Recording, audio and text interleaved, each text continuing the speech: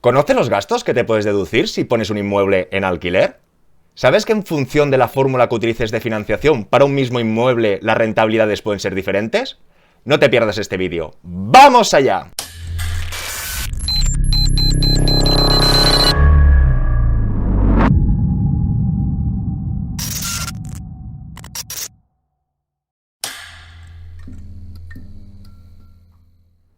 Hola a todas y todos, bienvenidos al Banquero del Pueblo. Recordaros que cuando lleguemos a 100.000 suscriptores nos veremos las caras. Antes de empezar, daros las gracias porque ya hemos llegado a 9.000 suscriptores y animaros a todos los demás a suscribiros. Porque no lo digo por decir, si vemos estas estadísticas, más de la mitad aún no están suscritos. Así que animaros.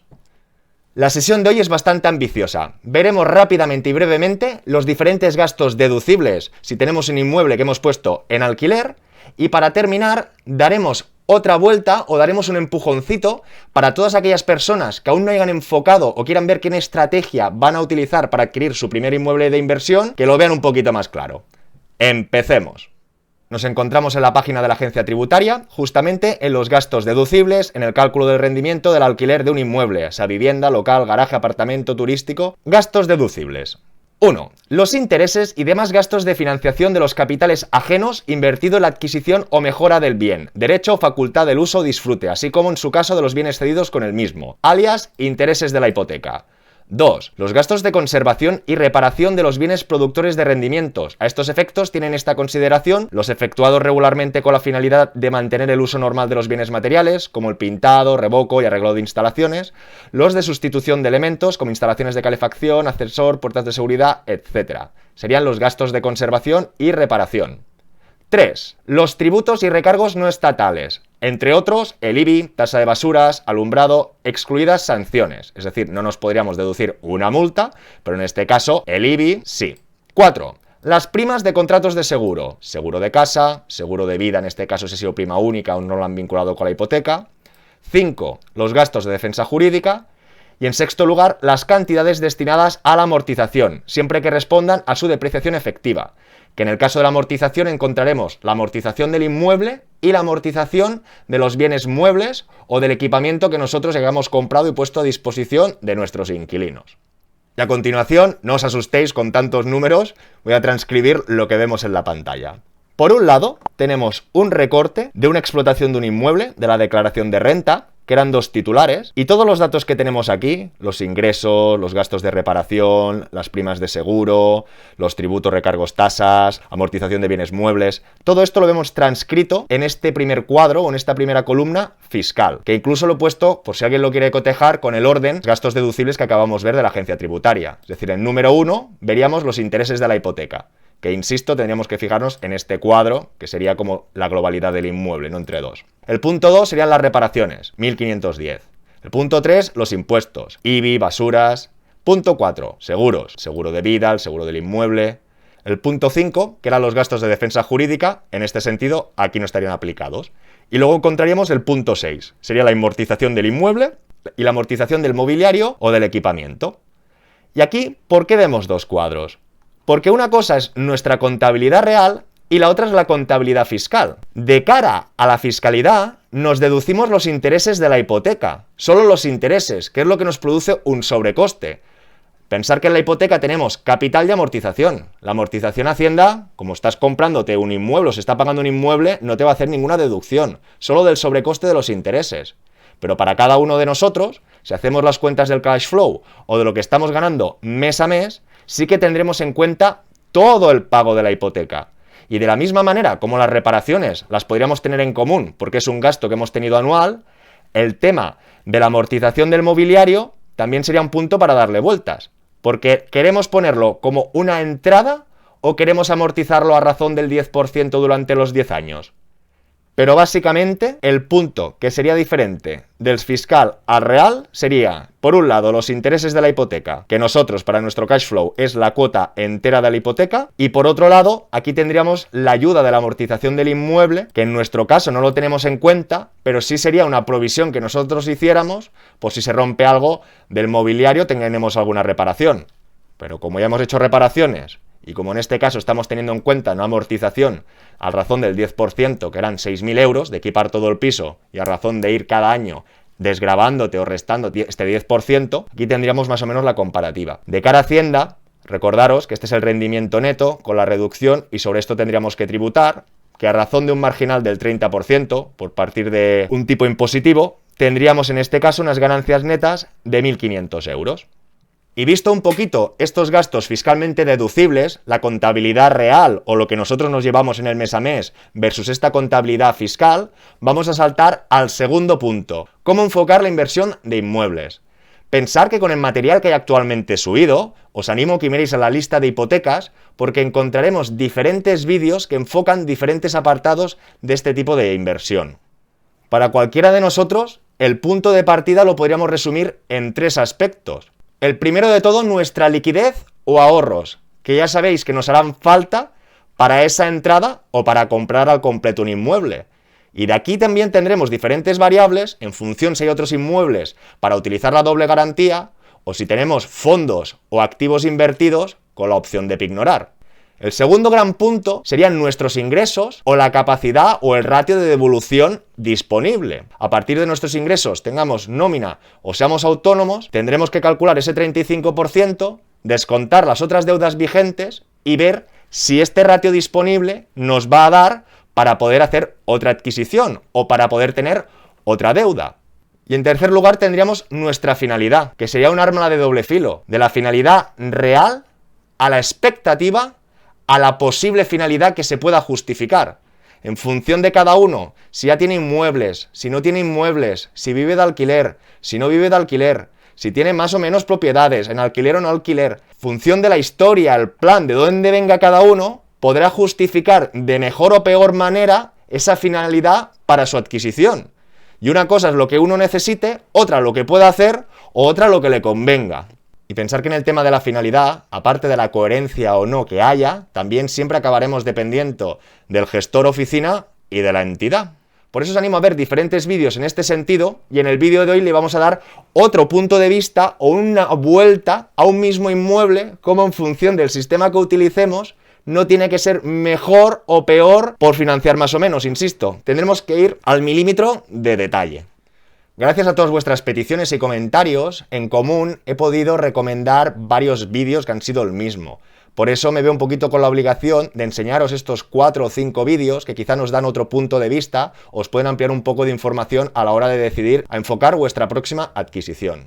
Uno sería el top formas de cómo comprar un piso, para empezar por el principio y ver todas las herramientas que tenéis disponibles o no. Otro sería calcular la rentabilidad de un piso de alquiler, que sería fundamental y va relacionado con la sesión de hoy, para, sin tener una declaración de renta, poder especular sobre los posibles resultados de vuestra adquisición o especulación.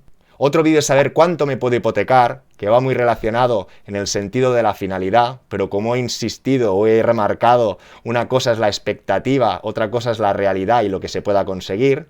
Otro vídeo, cómo empezar a comprar un inmueble, para que cada uno, en función de sus ingresos, de su punto de partida, intente adquirir una coherencia con su plan o estrategia. Y en quinto lugar, escoger una vivienda para invertir, para ver que no hay duros a 4 pesetas y que siempre el binomio rentabilidad está vigente o presente. Así que, ojo, ojito. Dicho todo esto, vamos a ver estas diferentes maneras de financiar y cómo repercuten o no en nuestra rentabilidad. Continuemos.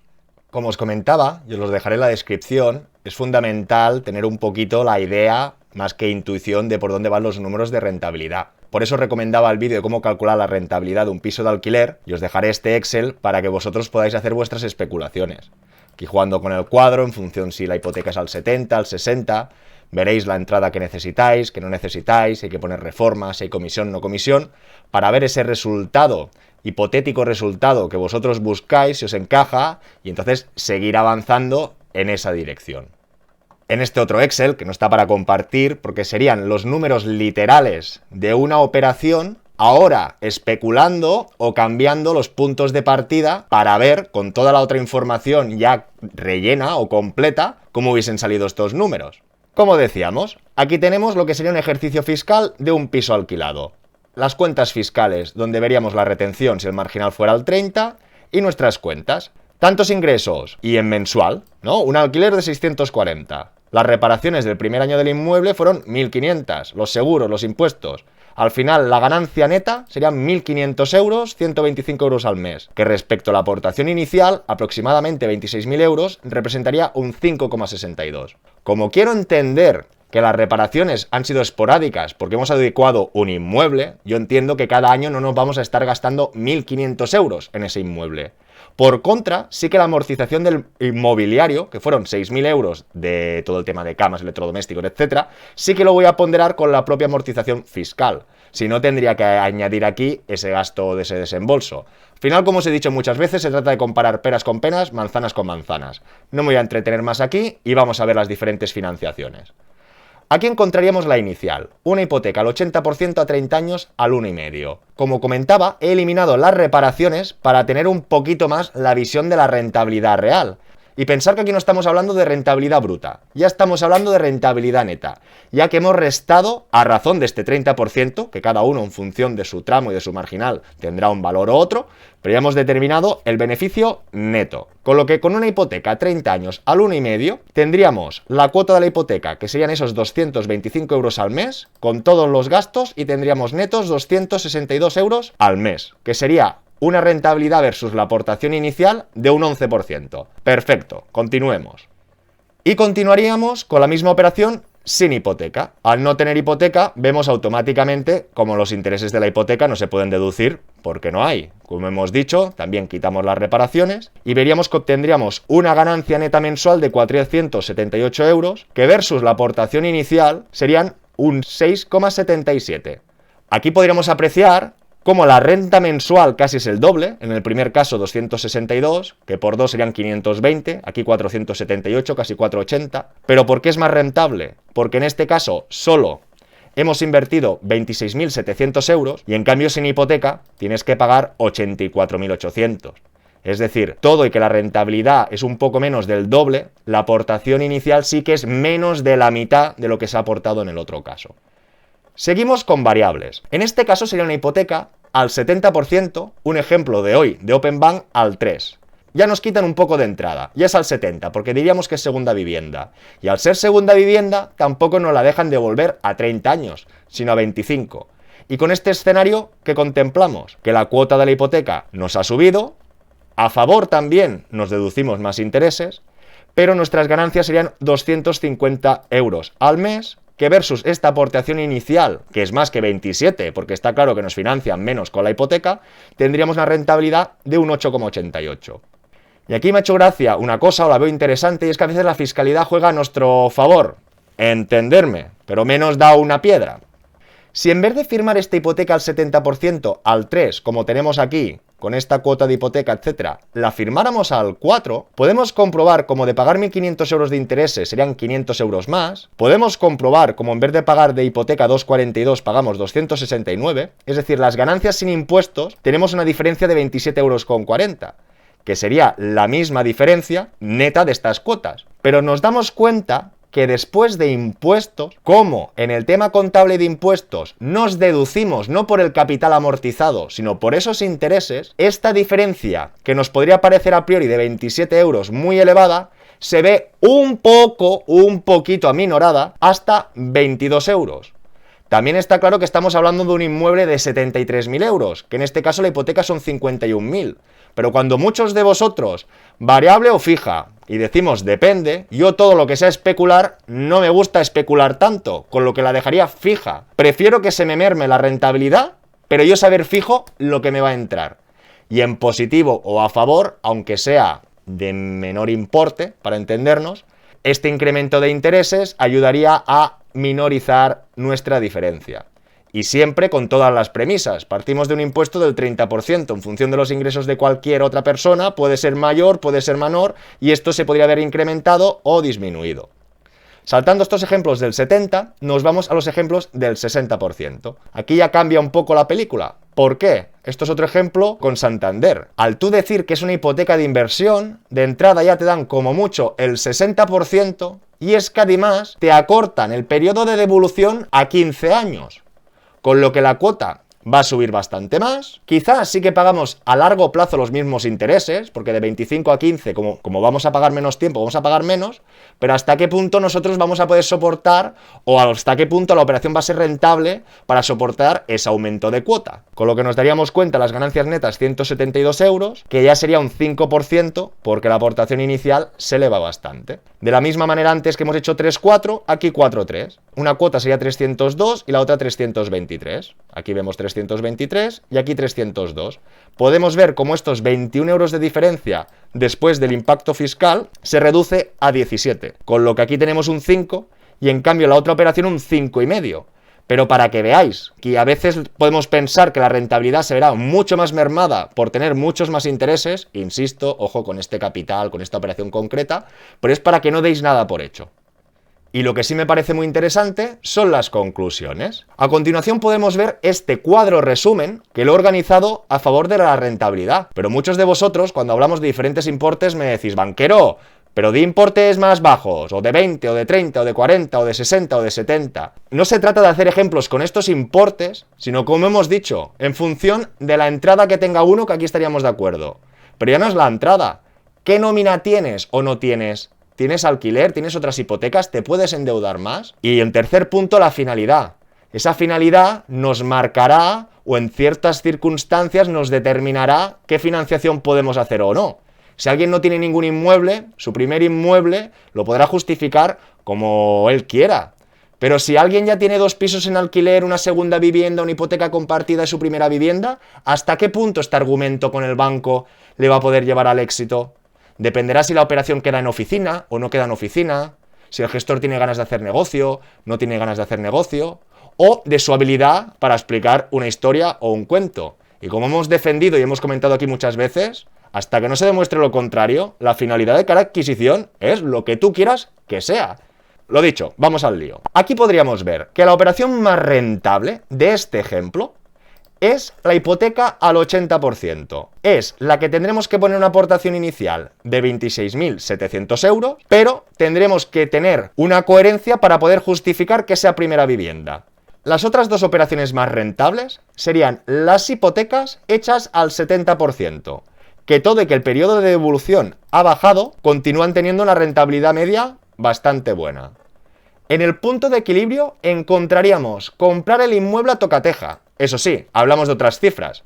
Aquí eran casi 30.000 euros, aquí un poquito más de 30.000 euros, pero aquí estamos hablando de casi 90.000 euros.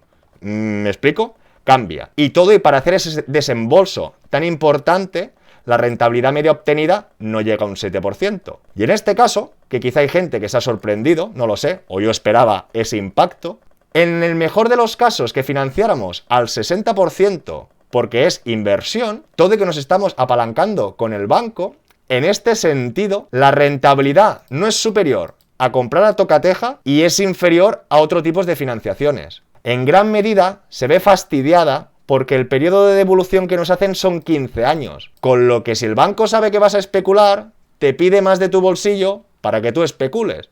Con lo que aquí nos asfixiaría y la rentabilidad sería bastante mermada, además de endeudamiento. Aquí ahora estoy hablando de conclusiones de rentabilidad versus aportación inicial, porque como repito no hemos hablado de ingresos, pero relacionando con ingresos nos podemos ir a la segunda columna, que es algo muy importante para poder escalar este proyecto o para poder escalar esta estrategia. ¿Qué nómina tengo? Y cada operación que hago, ¿qué me va a dar? ¿Más ingresos o me va a restar estos ingresos? Y en función de la nómina o ratio de devolución efectivo que nos quede disponible, podremos hacer estas hipótesis, estas teorías o las otras. Resumidamente, la primera adquisición, como computan los ingresos del alquiler al 40% y le resto la cuota de la hipoteca, aquí podemos ver la cuota de la hipoteca, y en este caso el ingreso del alquiler al 40%, que para todos los casos es el mismo, por supuesto, vemos que en el primer caso nos sumaría de ratio 30 euros. No es la hostia, pero lo importante es que no nos resta.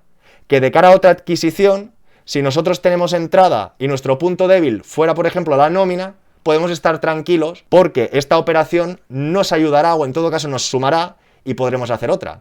Eso sí, ojo con las excepciones, porque volveremos a recordar, por ejemplo, como Open Bank no tiene en cuenta los ingresos de alquiler, con lo que igual no te sirve esa entidad. y tienes que ir a buscar otra. Veis que hay bastantes variables. En el segundo caso, que es la hipoteca al 70%, nos sumaría 13 euros. Bien. Pero fijaros que la misma financiación al 70% y aquí, por tener un poquito más de interés, pasaríamos de estar en positivo en negativo. En todo caso es un negativo de 13 euros que lo podríamos despreciar. El cuarto caso está claro que la ventaja que tiene comprar a tocateja es que como no tienes deuda, ya que te descapitalizas, al menos esto te sumará en ingresos. Pero ya veis que tener un piso alquilado a razón de 600 y pico euros, lo que nos va a ayudar son 255 euros, además de descapitalizarnos. Pero de la misma manera que digo esto, tampoco os estoy animando a que compraseis con esta entrada 2 pisos con esta fórmula. Porque si os fijáis, aquí estaba ingresando neto al mes 478 euros, en cambio, utilizando la fórmula del 60% en este ejemplo concreto, sobre todo aquí lo que pica son los años, y esto va a ser muy complicado moverlo en el momento que identifiquen que es inversión, 190, bueno, 200 más 200 son 400. Ni comprando 2 inmuebles así, estaríamos ganando más renta. Por lo tanto, daría por válido los primeros 3 casos, siempre que se adecúen, ¿no? Y concuerden con toda vuestra estrategia, etcétera, pero estos 2 de aquí no, y estos 2 de aquí, y encima nuestra capacidad neta de pago no la ven mermada. Ok, nos restarían en un lado 50 y en el otro 70, que tampoco es un importe muy elevado, pero encima que no son rentables, nos resta capacidad y nos ponen un poco más la sega al cuello. Por muchas ganas que tengamos de comprar y especular, no lo vería una opción viable. Y entre comillas otra vez, en función de los ingresos, etcétera, etcétera, etcétera. ¿Qué os ha parecido la sesión de hoy? Como hemos podido ver hoy, hemos hecho un breve repaso de los gastos deducibles. Quizá algunos gastos que la gente no tiene en cuenta o no conocía sería la amortización del propio inmueble y la amortización del equipamiento. Hemos visto cómo un mismo inmueble, en función de la manera de financiación, las rentabilidades son muy dispersas y no hay una regla de 3 que se aplique, sino cada caso es concreto, y sobre todo las 3 variables de cada uno, sus ingresos, sus ahorros o su finalidad, que tendrán que dictaminar o tendrá que definir esa estrategia a seguir. Y también una mini conclusión, que a veces, para adquirir un inmueble puramente para invertir, aunque el tipo de interés fijo nos pueda costar un poco más, ser conscientes que aunque la fiscalidad no nos va a regalar estos intereses, sí que nos va a minorar un poco ese impacto a favor del precio de la tranquilidad de contar con una cuota fija. Espero todos vuestros comentarios, todas vuestras preguntas, suscribiros si aún no estáis y nos vemos muy pronto con más y mejor. ¡Hasta luego!